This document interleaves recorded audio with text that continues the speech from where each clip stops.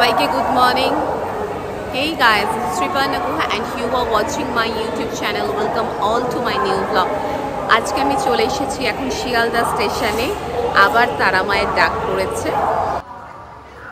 3টে তারামা এক্সপ্রেসের আমরা টিকিট কেটে নিলাম। পার টিকিট নিল 90 টাকা করে। এই যে এই প্রথমবার আমি মামাকে আমার সঙ্গে আমি তারাপীঠে নিয়ে যাচ্ছি। আমি বলছি আমার সাথে একবার গিয়ে চলো, তোমার খুব ভালো লাগবে। তাই জন্য মামা আজকে এসছে। আর অরিজিৎ তো আছেই। Morning morning morning.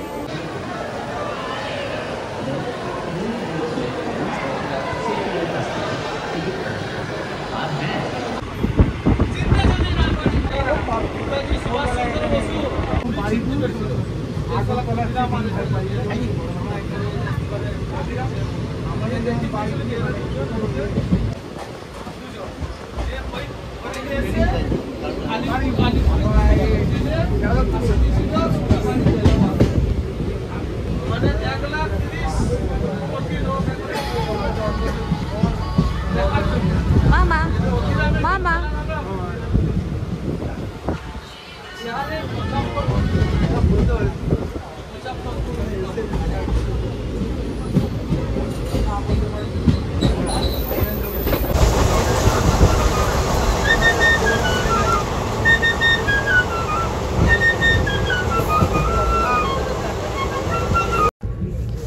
ব্যান্ডেলে পৌঁছে আমরা ব্রেকফাস্ট সারলাম।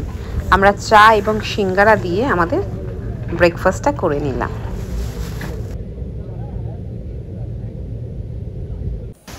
ঠিক 12টার সময় ট্রেন তারাপীঠ রোডে নামিয়ে দিল। এরপর আমরা টোটো করে আমরা হোটেলের দিকে যাব। মামা কটা বাজে? 7:20 আমাদের ট্রেন ছেড়েছে। 12টা বাজে। এই ওদিকে কোথায় যাচ্ছিস? এই চ পার হই। হেজি আসলে আসছে কি তারাপীঠ তো দেখা যাচ্ছে না। পার হবে, চলো, গাড়ি চলে আসবে আবার।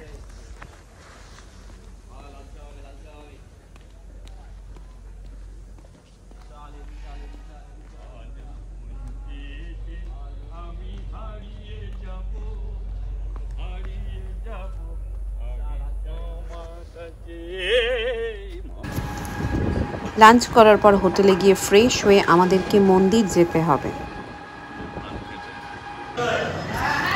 তারামায়ের দর্শন করে পুজো দিয়ে এখন আমরা শিব মন্দিরে চলে এসেছি।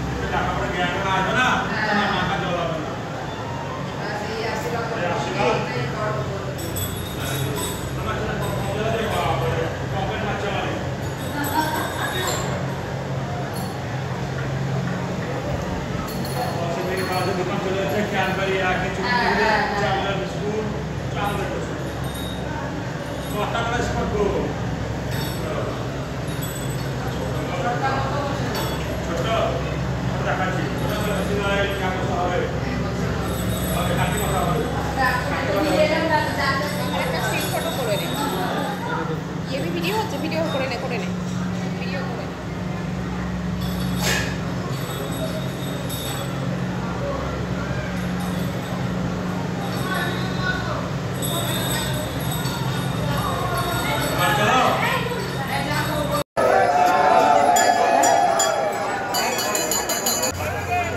পুজো সম্পন্ন হওয়ার পর আমরা খুবই শান্তি অনুভব করছিলাম। এরপর আমরা প্রসাদের দোকানে চলে গেলাম। সেখানে গিয়ে দাদাদের প্রসাদগুলিকে গুছিয়ে দিতে বললাম। প্রসাদের দোকানের পাশেই একটা চায়ের দোকান ছিল, সেখানে গিয়ে আমরা 3 জনে মিলে চা খেলাম।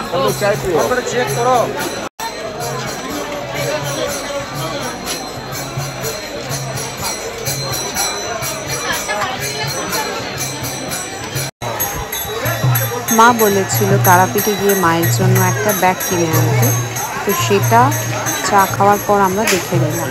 তারপরে তারাপীঠে গিয়ে কচুরি আর ল্যাংচা না খেলে মনে হয় কি যেন মিস হয়ে গেছে। আমরা এরপর ল্যাংচা আর কচুরির দোকানে চলে গেলাম।